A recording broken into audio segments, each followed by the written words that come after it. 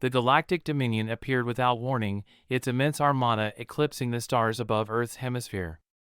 Their vessels were like nothing ever witnessed before, streamlined obsidian structures that hovered effortlessly, humming with a subtle, otherworldly vibration.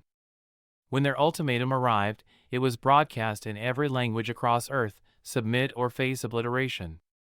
Captain Alec Griffin stood at the observation post of the Central Command Center, his jaw tight as he watched the chaos unfold on the large screens in front of him. Cities worldwide were consumed by panic as world leaders scrambled for a solution. Yet, the Dominion's representatives had made it clear that there would be no negotiation, only submission or extinction. "They're testing us," Griffin said, his gravelly voice cutting through the tense silence of the command room. "They want to see if we're worth the effort." His words lingered, a challenge that no one was eager to meet. Sergeant Jack Daniels leaned against a console, his fingers nervously tapping on a tablet. Despite his youth, his sharp eyes revealed a mind that was already several steps ahead. "Captain, I've been reviewing the footage of their initial assault. Every missile we launched just vanished before impact. It's as if their ships have some kind of energy field that nullifies high-velocity attacks." "Energy field or sorcery, it doesn't matter if we can't hit them," muttered Lieutenant David Callahan, his arms crossed. A former Air Force officer, Callahan's frustration was palpable, the idea of his fleet being rendered helpless by alien technology gnawing at him. "We're not fighting with primitive tools here. We've got nukes. We even have railguns, and they still don't flinch." "Maybe we're just not asking the right questions," said Dr. Lucas Stone, his calm demeanor sharply contrasting the growing tension around him. Stone was a physicist, renowned for tackling the impossible. Despite his presence in a military command center raising eyebrows, it was becoming clear that his expertise was exactly what they needed. "We need to think where others refuse to." Griffin exhaled sharply, his eyes fixed on the largest screen, which showed an alien mothership ominously hovering over Paris. "All right, let's keep it simple. We need to figure out what they fear, and fast." Hours later, the first counterattack was launched globally. Coordinated missile strikes targeted the fleet, and the sky lit up with streaks of fire, human ingenuity on full display. Yet, as each projectile neared its target, the alien ships responded with almost casual precision. Missiles detonated harmlessly in midair, and railgun slugs bounced off as if the ships were shielded by an invisible barrier. When Earth's most powerful warhead struck, the resulting explosions left no trace, as though the ships were impervious to both heat and pressure. At the Central Command, the team watched the debacle unfold in grim silence. Griffin slammed his fist onto the console. "Damn it, they're untouchable." Daniels hesitated before speaking, his voice cautious but resolute. "Captain, I've been running simulations based on the energy readings we've been receiving from their ships. Their defenses aren't invulnerable." "Not entirely, at least." "Not invulnerable?" Callahan snapped, his skepticism obvious. "Did you miss the part where nothing works?" Daniels stood straight, his expression one of determination. "Their energy field is calibrated to neutralize high-energy impacts. But the data suggests it's less effective against slower, more concentrated forces. Think of it like a bulletproof vest. It stops bullets, but a knife can still get through." Griffin turned to Stone, who had been listening intently. "Doc, does that hold up?" Stone nodded slowly, brow furrowed. "It's plausible. If their armor is designed to disperse energy, overwhelming it with kinetic force at the right frequency might bypass their defenses. But theory means nothing without experimentation." "Testing," Callahan scoffed. "In case you haven't noticed, we don't exactly have spare alien ships lying around." "We don't need their ships," Daniels retorted, his confidence growing. "We need something they don't expect." Griffin rubbed his temples, his mind racing. "We've got anti-aircraft hardware and storage, old-school tech. Can you modify it?" Daniels grinned. "With a few tweaks, I can make it sing." The opportunity to test their theory came sooner than expected. One of the alien ships broke formation and descended on a military base in Arizona. It was a display of dominance, a clear warning to Earth's defenders. Desperate for results, the Pentagon authorized Griffin's proposal to use the retrofitted anti-aircraft guns. As the alien ship loomed overhead, Griffin and his team coordinated from Central Command. Daniels monitored the targeting system, his fingers flying over the controls. Stone recalibrated frequencies in real time, while Callahan directed the on-site operators. Firing in 3, 2, 1, Griffin commanded. The guns roared to life, their modified shells streaking toward the alien vessel. For a moment, nothing happened. Then, the ship's energy field flickered, a ripple passing across its surface. The team held their breath as the alien craft staggered, its smooth descent interrupted by violent jolts. "Direct hit!" Daniels shouted. "Keep the pressure on." The alien ship attempted to retreat, its sleek hull now marred by visible dents. Another volley struck, and with a deafening crack, the craft spiraled out of control, crashing into the desert floor. The room erupted in cheers, but Griffin raised a hand for silence. "This isn't over," he said, his voice calm but urgent. "We've shown them we can fight back. But now they'll adapt. We need to stay one step ahead." As the team regrouped, the magnitude of their task became clear. They had won a small battle, but the war was far from over. Griffin glanced at the faces around him, Daniel's youthful resolve, Callahan's reluctant respect, Stone's quiet confidence. They weren't perfect, but they were humanity's best chance. "We've got a lot of work ahead," Griffin said, his eyes blazing with determination. "Let's get to it." The crash of the alien vessel in Arizona sent shockwaves around the globe, both literal and figurative. Footage of the once indestructible ship lying in ruins was broadcast across all major networks. For the first time since the arrival of the Galactic Dominion, humanity felt a flicker of hope. At Central Command, that hope quickly turned into resolve. Daniels hunched over his workstation, surrounded by wires and disassembled parts. The glow of his monitor lit his intense face as he analyzed data from the Arizona strike. The room buzzed with activity, but Daniels was lost in thought, searching for patterns, weaknesses, anything that could give humanity an advantage. "This isn't about hitting them hard," he muttered. "It's about precision. We need to get under their skin." "Care to share with the class, Sergeant?" Griffin asked from the doorway, his sharp gaze fixed on the younger man. Daniels looked up. "Oh, Captain. I was just thinking, the impacts worked, but they were messy. If the Dominion's adapting, we need something smarter." "I agree," Griffin said. "What do you need?" "Time, resources, and maybe a miracle." Griffin chuckled. "I can manage the first two. Miracles, that's your department." Across the base, Callahan was arguing with Stone over a map of Earth's defenses, marked with red pins for alien sightings and blue for human positions. "We're wasting time defending fixed locations," Callahan said. "The aliens can strike anywhere. We need mobility, hit-and-run tactics. And when we run out of places to hide?"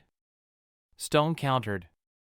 "If we can't breach their shields, no amount of movement will save us." "Gentlemen," Griffin interrupted, entering the room. "Let's focus. Daniels is refining the weapons. What do we need from your end?" Callahan straightened. "I'm building a decentralized command system. If one base falls, others can continue the fight." Stone nodded. "I'm analyzing the wreckage from Arizona. The energy field collapsed under sustained kinetic force. We just need the right frequency to replicate it." "Share your findings with Daniels," Griffin said. "We're running out of time." The team's resolve was tested when a new wave of alien ships descended over Europe, targeting key military bases. Reports of destruction flooded in, and Griffin's team was tasked with deploying the modified anti-aircraft guns at a NATO base in Germany. Tension ran high as Daniels recalibrated targeting systems in real time, Callahan barked orders to ground teams, and Stone monitored energy readings for weaknesses. When the alien fleet arrived, Their shimmering energy fields deflected missiles and railgun slugs with chilling precision. "Hold steady," Griffin commanded. "Wait for Daniel's signal." "Almost there," Daniels muttered. "Got it! Fire now!" The modified guns roared to life, their shells streaking toward the alien ships. This time, the impact was devastating. One ship's energy field flickered and collapsed before it was brought down by a second volley. "Direct hit," Callahan shouted. But just as the team celebrated, Stone's voice cut through the cheering. "Wait, something's wrong. The energy readings, they're fluctuating. They're adapting." The alien ships re-engaged, their movements erratic as they deflected the shells. The guns struggled to lock on, and the projectiles failed to penetrate the reconfigured energy shields. "Damn it!" Daniels cursed. "They've already adjusted to our frequency."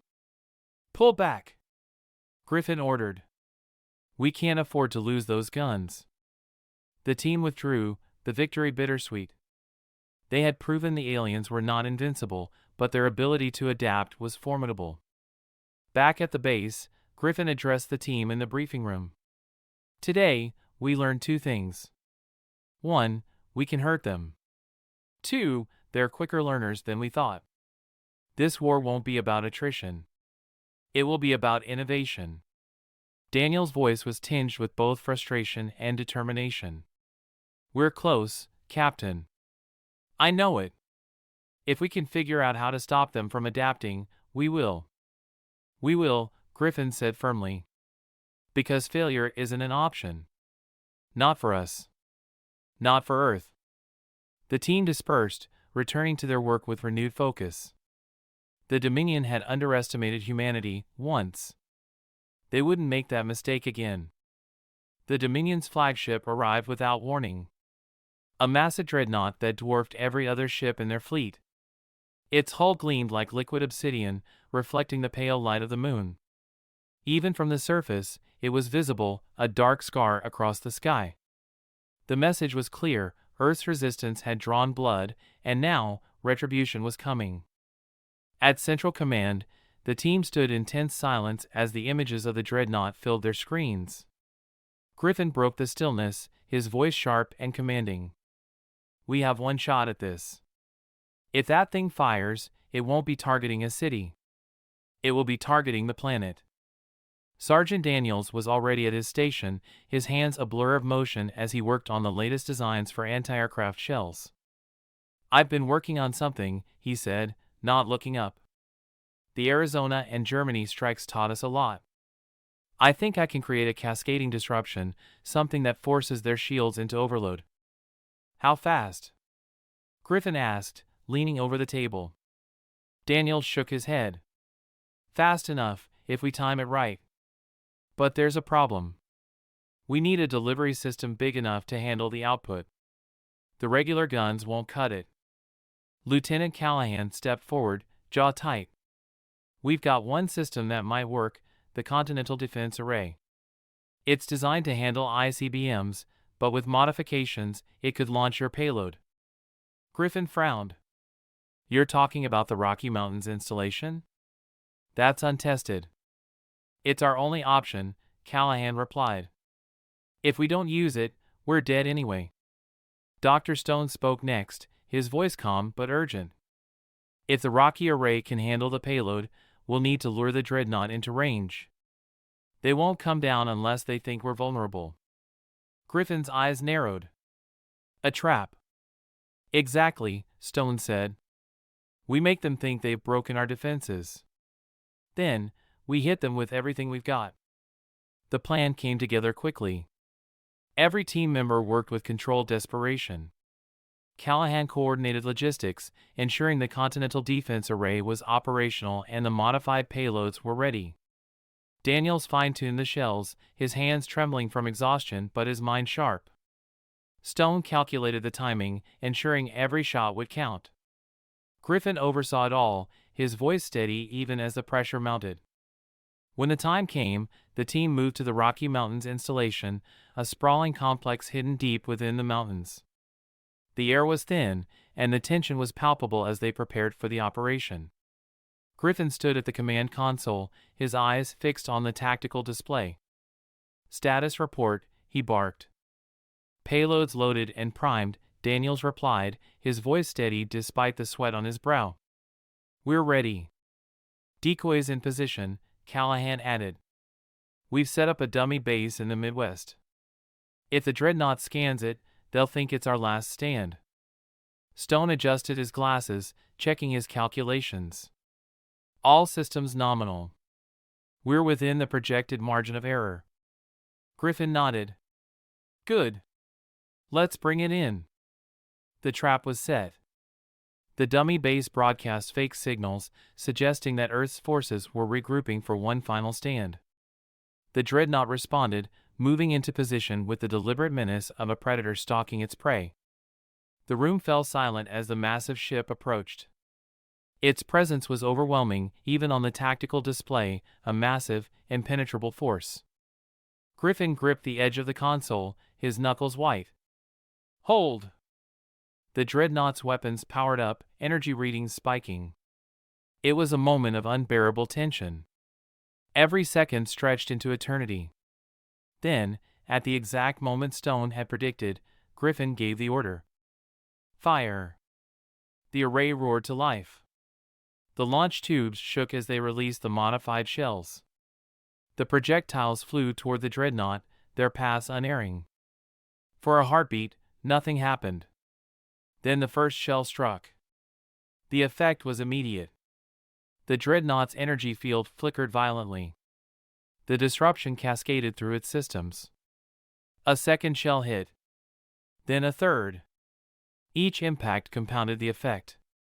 The ship shuddered, glowing with the heat of overloaded circuits.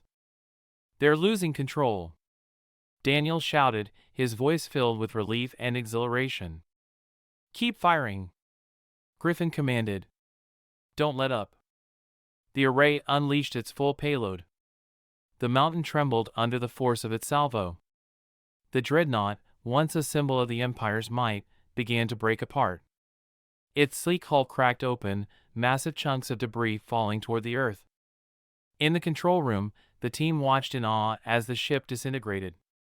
For a moment, no one spoke. Then Callahan exhaled. "We did it," he said, almost in disbelief. Griffin allowed himself a brief smile, but his gaze remained fixed on the screen. "It's not over yet," he said. "Get a status update on the fleet." Stone scanned the data. His face was unreadable. "They're retreating," he said. The flagship was their command center. Without it, they're pulling back.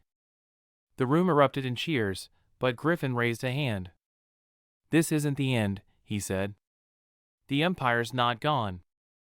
They'll regroup, and they'll come back stronger. But now, they know we're not an easy target." Daniels leaned back in his chair, a weary grin on his face. "Not bad for a bunch of underdogs." Callahan chuckled. "They'll think twice before messing with Earth again." Stone nodded thoughtfully. "We've proven something today. Not just to them, but to ourselves. We can adapt, we can fight, and we can win." Griffin looked at each of them in turn, his gaze steady. "We've got a lot of work ahead," he said. "But for now, let's take a moment. We've earned it." As the team stood together, the remains of the dreadnought burned in the atmosphere above, a fiery testament to humanity's resilience. The battle was over, but the war had only just begun.